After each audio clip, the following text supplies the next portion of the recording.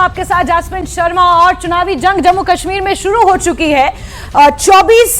सीटों के लिए पहले फेज में मतदान हो रहा है। मेरे साथ मेरे सहयोगी विशाल इस वक्त मौजूद है और चप्पे चप्पे से आपको हम खबर देंगे और चप्पे चप्पे से इन इंतखाबातों की हम आपको तस्वीर साझा करेंगे कि किस तरह से जम्मू कश्मीर में पहले फेज के लिए मतदान हो रहा है। 7 जिले हैं, 4 जिले कश्मीर घाटी के और 3 जिले जम्मू संभाग के हैं और इनकी 24 सीटों के लिए मतदान हो रहा है। विशाल, किस तरह से अभी तक आधा घंटा इससे पहले आप थे, कुछ नुमाइंदों से आपने बात की, किस तरह का माहौल नजर आ रहा है और जो जोशो खरोश जो पार्लियामेंट इलेक्शंस के टाइम देखने को मिल रहा था, क्या वही जोश यहां पर बनता हुआ नजर आ रहा है जो आपने ऑब्जर्व किया? तमाम रिपोर्टर से जिनसे मैंने बात की है सबने कहा कि आज की सुबह बहुत अलग है। एक शेर है मुझे याद है जैस्मिन कि ये दाग दाग उजाला ये शब गजीदा शहर हमें तलाश थी जिसकी ये वो शहर तो नहीं। यहाँ पर शहर का मतलब सुबह है, तो बिल्कुल यही सुबह थी जो 10 सालों से जम्मू कश्मीर की आवाम जो है सुबह का इंतजार कर रही थी। तो जिनसे भी आपने बात की है जैस्मिन का ये कहना था कि चुनाव तो अहम है ही, लोगों ने इसको अब रियासत का मुद्दा बनाया हुआ है, मतलब रियासत के मुद्दे के इर्द गिर्द ये चुनाव की कैंपेन चल रही है। और आज उनका ये कहना था कि रिकॉर्ड बन रहा है, लेकिन रिकॉर्ड कहां तक जाता है नजर सिर्फ इस पर रहेगी। बिल्कुल विशाल, आपने सही कहा, ये रियासत इसलिए क्योंकि स्टेटहुड का जो एक सेंटिमेंट है, आप कितने ही मुद्दों की बात कर लें, आप जमीनी हकीकत की कितनी ही बात कर लें, लेकिन जो एक स्टेटहुड का सेंटिमेंट है वो अभी भी लोगों के अंदर बरकरार है। अनुच्छेद 370 को वापस लाने का दावा बहुत सारी राजनीतिक पार्टियों ने किया है, लेकिन केंद्रीय गृह मंत्री अमित शाह ने इस बात को स्पष्ट किया है कि वो कॉन्स्टिट्यूशन से पूरी तरह स्क्रैप हो चुका है, उसे वापस लाना संभव ही नहीं है। लेकिन स्टेटहुड का जो सेंटिमेंट है वो कहीं ना कहीं एक आम नागरिक के अंदर अभी भी है। आतिफ का रुख कर लेते हैं, डोडा से हमारे साथ जुड़े हुए हैं और डोडा अपने आप में महत्वपूर्ण है क्योंकि ये जो पूरा रीजन है चिनाब घाटी के इर्द गिर्द की ये 8 सीटें। आतिफ, अगर आप मुझे सुन पा रहे हैं और आतिफ तक अगर मेरी आवाज पहुंच रही है तो आतिफ आप मुझे बताएं किस तरह की तस्वीर डोडा में बन रही है। इससे पहले मॉक पोलिंग का सिलसिला और फिर आधे घंटे बाद, लगभग आधे घंटे बाद पोलिंग शुरू होनी है। आतिफ जी जैस्मिन, बिल्कुल कुछ देर बाद ही पहले फेज की जो यहाँ पोलिंग असेंबली इंतखाबात को लेकर अगर हम बात करेंगे होने शुरू होगी। और अगर देखा जाए 370 हटाने के बाद पहली बार जो है असेंबली चुनाव जो जम्मू कश्मीर में हो रहे हैं और पहले फेज में खिते चुनाव को रखा गया था। अगर देखा जाए 10 साल बाद जो है जम्मू कश्मीर में असेंबली इलेक्शन हो रहे हैं और काफी लोगों में जोश देखने को मिला क्योंकि काफी कंपेनिंग यहाँ पर रही, पॉलिटिकल पार्टीज के लोगों में काफी उत्साह था क्योंकि लोगों का यही कहना कि उनके जो 10 साल जाया हुए हैं अगर बात की जाए तो लोगों में अब काफी यही कहना है कि जो उनकी अपनी चुनी हुई सरकार यहाँ जम्मू कश्मीर में आएगी, उनका चुना हुआ नुमाइंदा यहाँ उनका आएगा। और अगर देखा जाए जिला डोडा की अगर हम बात करेंगे, डिलिमिटेशन के बाद जो है एक एक्स्ट्रा यहाँ असेंबली सीट जो है वो मिली है, डोडा ईस्ट और डोडा वेस्ट यहाँ पर है। पहली जो सीट यहाँ पर थी भद्रवाह कॉन्स्टिट्यूंसी थी, लेकिन अगर देखा जाए यहाँ पर डोडा ईस्ट की अगर हम बात करेंगे, यहाँ पर डीपीएपी, नेशनल कॉन्फ्रेंस, कांग्रेस और आम आदमी पार्टी के बीच और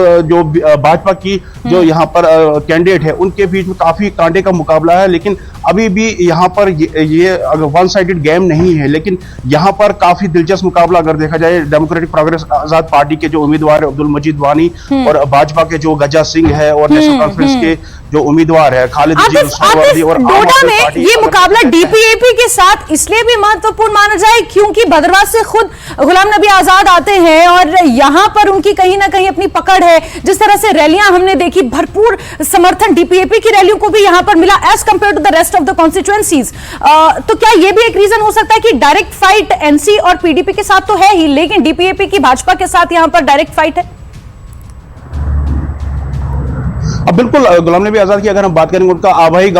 जिला है या जिला डोडा और यहाँ पर वो अक्सर आया करते हैं और अपने जो उम्मीदवार यहाँ पर पहले तो वो कांग्रेस में थे लेकिन उसके बाद उन्होंने अपनी पार्टी जो बनाई डीपीएपी, उसके बाद जो उनके साथी थे, हालांकि कुछ साथी डीपीएपी से नाराज होकर वो इंडिपेंडेंट लड़ रहे हैं चिनाब वैली में, लेकिन कुछ उनके साथी जो है बिल्कुल उनका साथ दिया इस पार्टी का। और आज जो है पहली बार यहाँ डीपीएपी का जो उम्मीदवार है इस असेंबली इलेक्शन में उठे जो अब्दुल मजीद वानी है। हालांकि इस सीट पर काफी लोगों की नजरें हैं क्योंकि यहाँ पर ऐसे 5 उम्मीदवार ऐसे हैं जो बिल्कुल फाइट दे रहे हैं इस कॉन्स्टिट्यूंसी को लेकर, क्योंकि नेशनल कॉन्फ्रेंस भी वहाँ पुराने उम्मीदवार है, खालिद नजीब सरवर पहले भी वो लड़ चुके हैं। हालांकि उसके बाद अगर अब्दुल मजीद वानी है वो भी 2 बार यहाँ से इलेक्शन लड़ चुके हैं। जो भाजपा का अगर देखा जाए उम्मीदवार वो पहली बार मैदान में है, नया चेहरा है गजा सिंह राणा। लेकिन यहाँ पर जो आम आदमी पार्टी का अगर देखा जाए पहली बार असेंबली इलेक्शन में देखने को मिला, लेकिन जो उनके उम्मीदवार है महराज मलिक, लोगों में खासकर यूथ जो है उनके साथ बिल्कुल जुड़ी हुई है। काफी उनकी जो 2 दिन पहले यहाँ पर रैली हुई थी, लोगों में काफी जोश देखने को मिला था, उस रैली में काफी जुनून था। एक सवाल मेरा आपसे ये होगा कि एक तो यहाँ पर किस पार्टी का ज्यादा जोर शोर देखा गया, वो हमने देखा, वहां पर तस्वीरों में देखा, आपने ये बताया कि मिराज के साथ भी काफी नजर आए। मेरा सवाल यहां पर यह है कि मुद्दे अगर हम गिने 1, 2, 3, तो वो कौन से मुद्दे अहम रहे हैं, खासतौर से इस रीजन में लोगों के जुबान पर किन मुद्दों की चर्चा ज्यादा रही है? बिल्कुल, लोगों का यही कहना है कि जो यहाँ के मेन मुद्दे हैं, यहाँ पर एजुकेशन की अगर हम बात करेंगे, यहाँ पर उस तरीके की एजुकेशन सिस्टम इंस्टीट्यूट्स नहीं है। हालांकि यहाँ के जो बच्चों को जम्मू या फिर श्रीनगर या फिर अपनी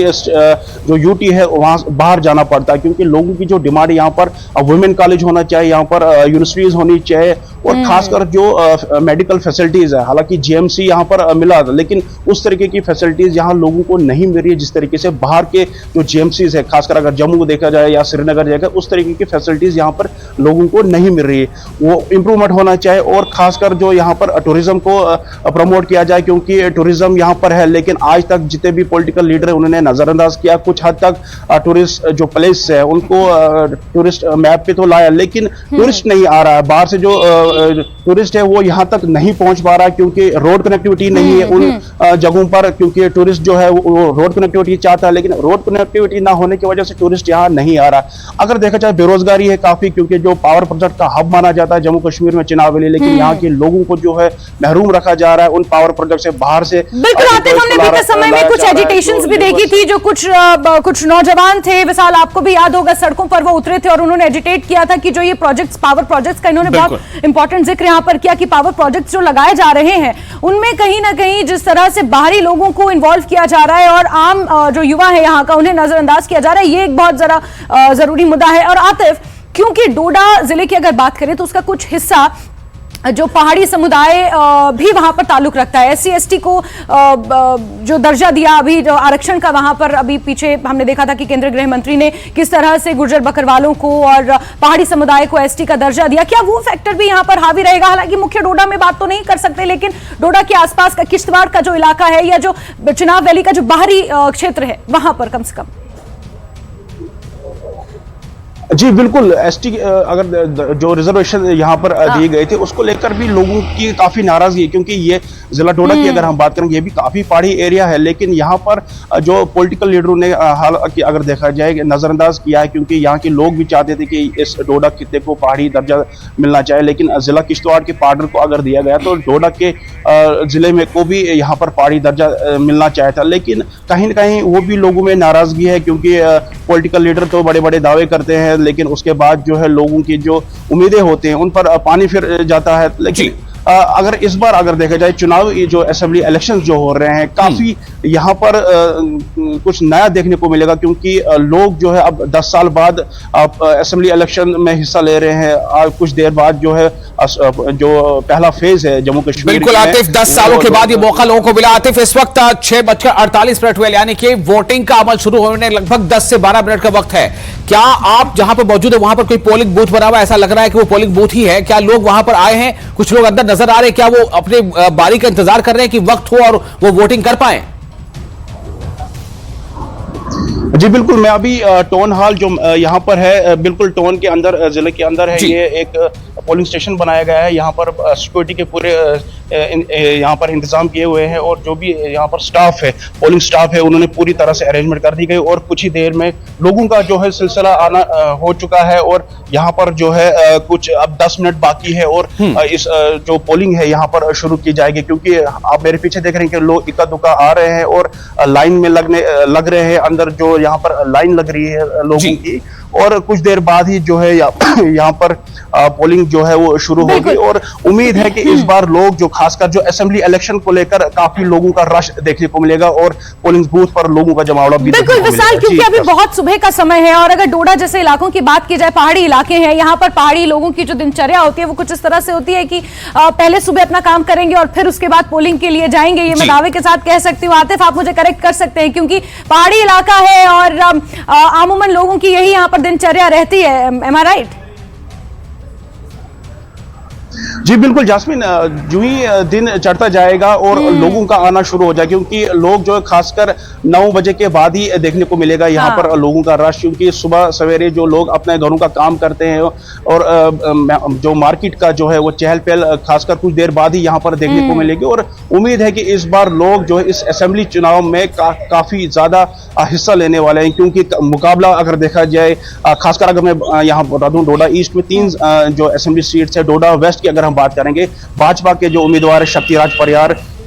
उनका जो यहाँ पर मुकाबला है वो अलायंस कैंडिडेट कांग्रेस से प्रदीप भगत, काफी कांटे का मुकाबला है। लेकिन यहाँ अगर देखा जाए जो अलायंस कैंडिडेट है वो नए चेहरे सामने हैं, लेकिन लोगों में उतना वो उभर कर नहीं आए हैं। लेकिन जो भाजपा के कैंडिडेट है शक्तिराज परियार, वो पहले भी यहाँ से जीत चुके हैं और MOS भी रहे हैं वो भाजपा में। हालांकि उतना समय उन्हें सरकार में नहीं मिला था, क्योंकि सरकार यहाँ पर PDP और भाजपा की थी। उसके बाद जो है वो अलायंस जो है वो टूटा। और उसके बाद अगर देखा जाए जो भद्रा की यहाँ पर सीट है, वहां पर भी भाजपा के उम्मीदवार है और कांग्रेस के शरीफ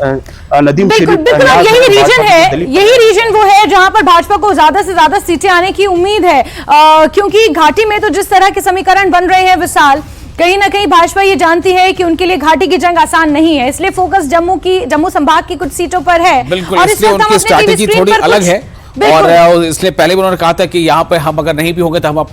हम ऐसे कैंडिडेट को सपोर्ट करेंगे जिनकी जो विचारधारा के स्तर पर या जिनको हमें लगता है कि वो हमारे कॉज के साथ अहम तौर पर खड़े हो सकते हैं। एक सवाल मैं आतिफ से करना चाहूंगा। आतिफ, लोकसभा चुनाव में हमने देखा कि काफी बड़ी तादाद में लोग जो है बूथों तक पहुंचे थे, एक रिकॉर्ड बन गया था 60% के आसपास की वोटिंग। आपने क्या महसूस किया लोकसभा चुनाव के दौरान की कैंपेनिंग और अभी जो ये असेंबली इलेक्शन की जो कैंपेनिंग हुई उसमें क्या फर्क महसूस किया आपने? जी देखिए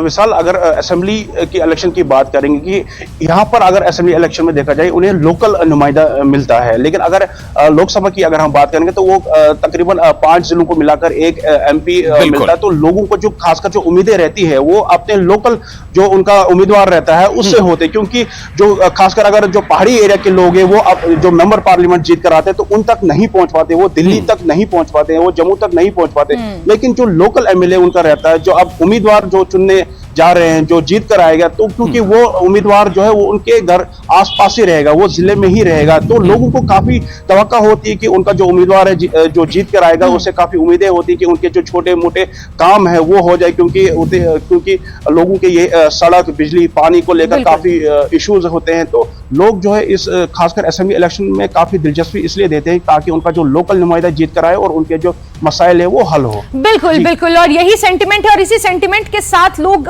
मतदान करेंगे। क्योंकि विशाल, एक चीज मैंने ऑब्जर्व की है, मैं आपको उसका जिक्र करूंगी, लेकिन उससे पहले मैं दर्शकों को बता दूं कि हमारे टीवी स्क्रीन पर एक नंबर चल रहा है और आप जब भी वोट करें, वोट करने के बाद इस नंबर पर आप अपनी सेल्फी भेजें। न्यूज 18 आपको टीवी पर दिखाएगा। ये न्यूज 18 की एक मुहिम है और न्यूज 18 चाहता है कि ज्यादा से ज्यादा मात्रा में आप घरों से बाहर निकलें, ज्यादा से ज्यादा मतदान करें। इलेक्शन कमीशन ऑफ इंडिया ने तैयारियां पुख्ता कर रखी हैं, आपको बेखौफ घरों से बाहर निकलना है और आज जमहूरियत का ये पर्व है, धूमधाम से जम्मू कश्मीर की आवाम को इस पर्व को मनाना है। विशाल, बिल्कुल, और आतिफ आपका शुक्रिया कहूंगा मैं, और मैं चाहूंगा कि आप कुछ देर के बाद हमें कुछ अच्छी तस्वीर भेजिए, अच्छे विजुअल्स भेजिए, ताकि हम अपने बाकी दर्शकों को दिखा सके किस तरह से जोश खरोश के साथ लोग जो है वो घरों से बाहर निकल रहे हैं और पोलिंग में हिस्सा ले रहे हैं। तो आज जैसा कि बताया जैस्मिन ने कि आज लोकतंत्र का महापर्व है 10 सालों के बाद। वैसे तो आमतौर से हर 5 साल पे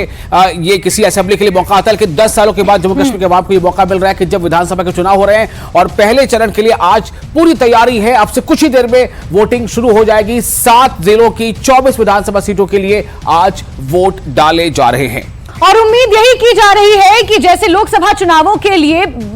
रिकॉर्ड तोड़ मतदान हुआ था, वैसा ही मतदान विधानसभा चुनाव के लिए भी जम्मू कश्मीर की आवाम करेगी। पल पल की अपडेट, हर एक तस्वीर आप तक पहुंचाएंगे। अब से कुछ ही मिनटों के बाद वोटिंग शुरू हो जाएगी, मतदान की प्रक्रिया शुरू हो जाएगी और फिर किस तरह का नजारा बनेगा, किस तरह का माहौल रहेगा, वो भी आपको दिखाएंगे। लेकिन यहां रुक रहे हैं एक बहुत ही छोटे से